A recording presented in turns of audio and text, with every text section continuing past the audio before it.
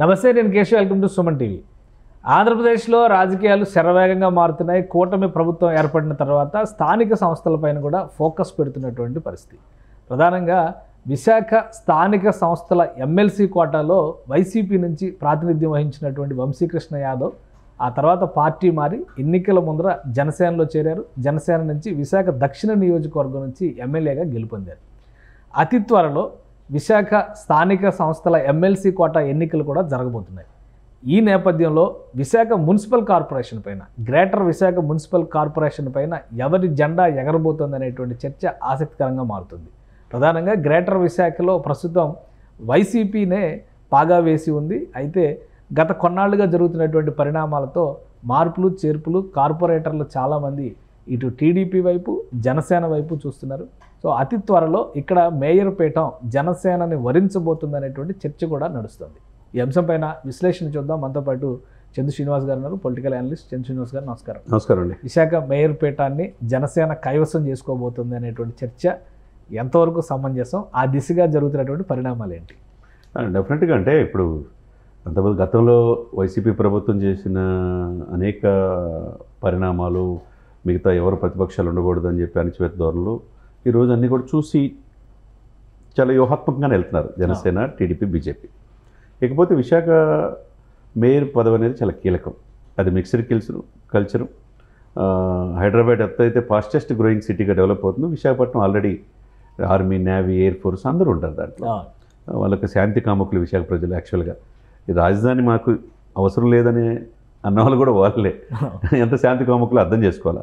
అట్లని విశాఖ రాజకీయంగా అన్ని పార్టీలు వేరే ప్లేస్ నుంచి వెళ్ళి అక్కడ ఎంపీలు అవుతున్నారు, మంత్రులు అవుతున్నారు. కానీ విశాఖపట్నంకి చేర్చింది ఏమీ లేదు, చేసింది ఏమి లేదనేది భావన కూడా వాళ్ళలో ఉంది. కాబట్టి ఇకపోతే అంటే గత ప్రభుత్వ హయాంలో ఎప్పుడూ లేని విధంగా అక్కడ ఆర్థిక దోపిడీ జరిగిందనేది వాళ్ళ యొక్క ప్రజాప్రతినిధుల యొక్క వాదన. ఎందుకంటే చివరికి సిటీ కమిషనర్తో పాటు సర్క్యూట్ హౌస్లు చాలా కీలకమైన ప్లేస్లు అన్నీ తాకట్టు పెట్టేసింది గత ప్రభుత్వం. 25,000 కోట్లు తీసుకుంది అంటున్నారు. చివరికి ప్రకృతి రమణీయతమైన మారుపేరైన రిషికొండలు కూడా కరిగించి 500 కోట్లు విలాసవంతమైన భవనాలు కట్టింది మనం చూసాం. ఎర్రమట్టి దిబ్బలు ఏమైనా కూడా తెలుసు. చివరికి ఫార్మాసిటీగా అభివృద్ధి చెందిన విశాఖపట్నాన్ని ఎందుకు గత ప్రభుత్వ పాలక నిర్లక్ష్యం చేశారనే భావన వాళ్ళలో ఉన్నది. లేకపోతే రిషికొండల వైపు, బీచ్ వైపు వెళ్ళే ప్రేమ సమాజం ల్యాండ్స్ కావచ్చు, దస్పల్ ల్యాండ్స్ అనేక వివాదాలకి 90 సంవత్సరాల నుంచి నడుస్తూ ఉన్నది. ఇది ఇప్పుడు పతాక స్థాయికి జరిగింది. ఎండోమెంట్ ల్యాండ్స్ కూడా ఆక్రమించుకోవడం. ఇప్పుడు దీని మీద దృష్టి పెడతాం, జనసేన, టీడీపీ కలిసి దృష్టి పెడతాం అనేది మంచి పరిణామం భావించాలి. మీరున్నట్టు వంశీకృష్ణ యాదవ్ రాజకీయంగా అసలు యాక్చువల్గా ఉత్తరాంధ్రలో ఆ పార్టీకి వెన్నుముక లాంటి వ్యక్తి. ఆ వ్యక్తికి అనేక రకమైన వాగ్దానాలు ఇచ్చి ఆయనకి చేయలేదనేది ఆ ఇదితో ఆయన పార్టీ నుంచి వదిలిపెట్టి వచ్చాడు. జనసేన నుంచి మారిన గతం నుంచి ప్రజారాజ్యం పార్టీ ఉన్నాడు. అప్పటి నుంచి ఆయన మూలాలు ఉన్నాయి. ఆటోమేటిక్గా చేంజ్ ఓవర్ తీసుకున్నాడు. కాకపోతే ఇక్కడ ఒక ప్రతీకారం అనిపిస్తుంది. ఎందుకంటే స్థానిక సంస్థల కోటాలో ఎమ్మెల్సీగా వంశీకృష్ణ యాదవ్ ఎలక్ట్ అయ్యాడు. గత ఎలక్టెడ్ కిందే చూడాలి మనం, ఎందుకంటే నామినేటెడ్ పోస్ట్ కాదు కాబట్టి. కానీ ఇప్పుడు ఆయనని పార్టీ మారారన్నటువంటి సాగుతో చివరి నిమిషంలో అనర్హత వేటు వేసి ఎమ్మెల్సీ నుంచి డిస్క్వాలిఫై చేశారు. రేపు ఎలక్షన్ జరిగేటువంటి అవకాశం ఉంది. అందుకనే వంశీకృష్ణ యాదవ్ చొరవ తీసుకుని విశాఖ మున్సిపల్ కార్పొరేషన్ని జనసేన, టీడీపీ వైపు లాక్కొస్తున్నారు అనేటువంటి మాట కూడా వినిపిస్తుంది. ఎంతవరకు నిజం? తప్పేం కాదు కదా. అంటే ఇప్పుడు ఆయన సీటు దాన్ని పదిలం చేసుకునే ఉంటుంది. ఎందుకంటే వంశీకృష్ణ యాదవ్కి మంచి పేరుంది ప్రజల్లో. జనసేన కూడా ఆ పార్టీకి మంచి మెజార్టీ కూడా చూసుకుంటే, వివిధ సర్వేలు చూసుకుంటే అత్యధిక మెజార్టీ సాధించలో మొదటి వరుసలో ఉన్నాడు ఆయన ఈక్వేషన్ ఓటర్లలో పనితీరులో. కాబట్టి వంశీకృష్ణ యాదవ్ వ్యూహాలకు పదును పెట్టడంలో తప్పులేదు. తనకు జరిగిన అవమానాన్ని ఆ విధంగా కక్ష తెచ్చుకోవడంలో తప్పే లేదు కదా. ఇప్పుడు ఆల్రెడీ అధికార పార్టీలో ఉన్నాడు. సఫిషియెంట్గా అక్కడ ఎమ్మెల్యేలు సరౌండింగ్ ఉన్నారు. ఉత్తరాంధ్ర మొత్తం మనం చూసాం ఎంత రిజల్ట్ అవమానించారు కదా. ఎందుకంటే ఎమ్మెల్యే టికెట్ ఇచ్చినా గెలవు అనేటువంటి ఉద్దేశంతో ఎమ్మెల్సీ చేసామన్నారు. మళ్ళీ నువ్వు ఇప్పుడు పోటీ చేస్తే అసలు గెలిచే అవకాశం లేదన్నారు. మరి ఆయన ఒక కక్ష గట్టి ఎలా అయితే చేస్తారో కసి తీరా పనిచేసి గెలిచి ఉంటారు. ఆయనకి బర్నింగ్ అదే బర్నింగ్ డిజైర్ ఎమ్మెల్సీని ఉంటుంది కదండి. ఇప్పుడు గ్రేటర్ విశాఖ కార్పొరేషన్ అనేది మొత్తం 98 స్థానాలు ఉన్నాయి. ఇప్పుడు మీరన్నట్టు వైసీపీకి 58 స్థానాలు గెలిచి ఉంది. టీడీపీ 30 స్థానాలు ఉన్నాయి. ఇప్పుడు అక్కడ కూడా స్ట్రాంగ్ హోల్డ్ ఉన్నట్టే. స్ట్రాంగ్ హోల్డ్ ఉంది కదా. విజయవాడ కంటే బెటర్ నంబర్ ఉన్నట్టే కదా. 7 కలిశారు, 37 మంది ఉన్నాయి. ఇంకో 20 మంది వైసీపీ నుంచి వచ్చే అవకాశం ఉన్నది. ఓకే. ఇప్పుడు జనసేనకు వైపు ఒక 5 ఉన్నారు.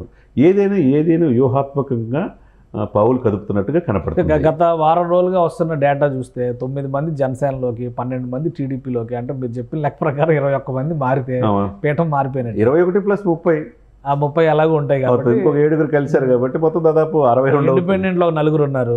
లాస్ట్ టైం అధికారం గవర్నమెంట్ వైసీపీ ఉంది కాబట్టి వాళ్ళు అటు సపోర్ట్ చేసి ఇప్పుడు ఇటు టర్న్ అవుతారు గ్యారంటీ. డెఫినెట్. ఇప్పుడున్న పరిస్థితులు ఏంటంటే వంశీకృష్ణ యాదవ్ అనే వ్యక్తి చాలా కీలకమైన వ్యక్తి. దాంతోపాటు మూర్తి యాదవ్ వీళ్ళు జనసేనలో కార్పొరేటర్.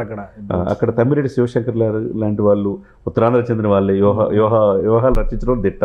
అదేవిధంగా బొలిశెట్టి సత్య గారు కూడా ఉన్నారు. వాళ్ళు తెర వెనక యంత్రాంగం నడుపుతారు. డైరెక్ట్గా నడిపేది ఎవరు? వంశీకృష్ణ యాదవ్, మూర్తి యాదవ్.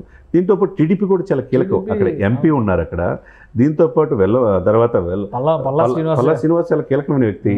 ఆయన కూడా ఇదే సమాజాలకు చాలా ఓల్డ్ ఉన్న రాష్ట్ర విభాగం అధ్యక్షుడు కదా టీడీపీ. అందుకు అతను కూడా చాలా కీలకమైంది. ఈ సీటు తీసుకోవటం అతను కూడా చాలా ఇది. ఆయన వచ్చిన తర్వాత మేయర్ పదవి కూడా వచ్చిందని కూటమికి అనుకునే అవకాశం ఉన్నది. అదేవిధంగా బాబ్జీ గారు, వెలగపూడి గారు, గండి బాబ్జీ టీడీపీ కీలకమైన వ్యక్తులు ఉన్నారు కాబట్టి ఈ సీటు కనుక తెచ్చుకోగలిగి ఈ కూటమికి మరింత ఉత్సాహంతో ముందుకెళ్లే అవకాశం స్పష్టంగా కనపడుతుంది. అదేవిధంగా ఉత్తరాంధ్రలో మొదటి నుంచి కూడా జనసేన ముందుండి నడిపిస్తుంది కాబట్టి కూటమిలో కీలకమైన పాత్ర ఉంది కాబట్టి అనూహ్యంగా టీడీపీ, జనసేన, బీజేపీ పొత్తులో భాగంగా మేయర్గా జనసేన అభ్యర్థి అయినా ఆశ్చర్యపడాల్సిన అవసరం లేదు.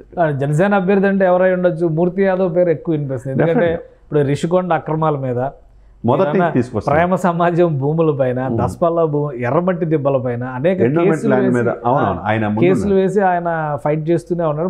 ప్రెసెంట్ కార్పొరేటర్ గా కూడా ఉన్నారు కాబట్టి మేయర్ పీఠం మీద కూర్చునే ఛాన్స్ తప్పేం లేదు కదా. దీని అన్నిటికీ ఏంటంటే తెర వెనక యంత్రాంగం నడుపుతున్న వాళ్ళు ఉన్నారు అక్కడ పార్టీలో కీలకంగా టీడీపీ, జనసేన, బీజేపీలో. అదేవిధంగా విశాఖపట్నం మీద పట్టు సాధించడానికి క్యాపిటల్ సిటీ అని చెప్పేసి ఎంత నిర్లక్ష్యానికి గురైందో అదే విశాఖ మీద పట్టు సాధించడానికి జనసేన టీడీపీలో ఉండటం తప్పే లేదు. బీజేపీకి కూడా అక్కడ మంచి ఓటు బ్యాంక్ ఉంది, ప్లస్ ఒక కార్పొరేటర్ కూడా ఉన్నారు అక్కడ. అంటే ఈ కూటమికి ఇవన్నీ కలిసి వచ్చే ఎమ్మెల్యే గారు కూడా ఉన్నారు కదండి. ఎమ్మెల్యేలు ఉన్నారు. అంటే ఎమ్మెల్యేలు తర్వాత కదా, ముందు స్థానిక సంస్థల ఎన్నికల్లో అప్పుడు ఉన్నటువంటి హవాలో అధికారంలో ఉంది వైసీపీ కాబట్టి అంత ఏకపక్ష ఎన్నిక జరిగింది అనేటువంటి అభిప్రాయం 98% మాదే అని చెప్పారు కదా వాళ్ళు. సో ఇప్పుడు ఆ ఈక్వేషన్స్ అన్ని బ్రేక్ అవుతున్నట్టుగా కూటమికి అనుకూలమైనటువంటి పవనాలు ముందుగా గ్రేటర్ విశాఖ పరిధిలో కనిపిస్తున్నట్టుగా భావించవచ్చు. డెఫినెట్గా 100% అని భావించవచ్చు.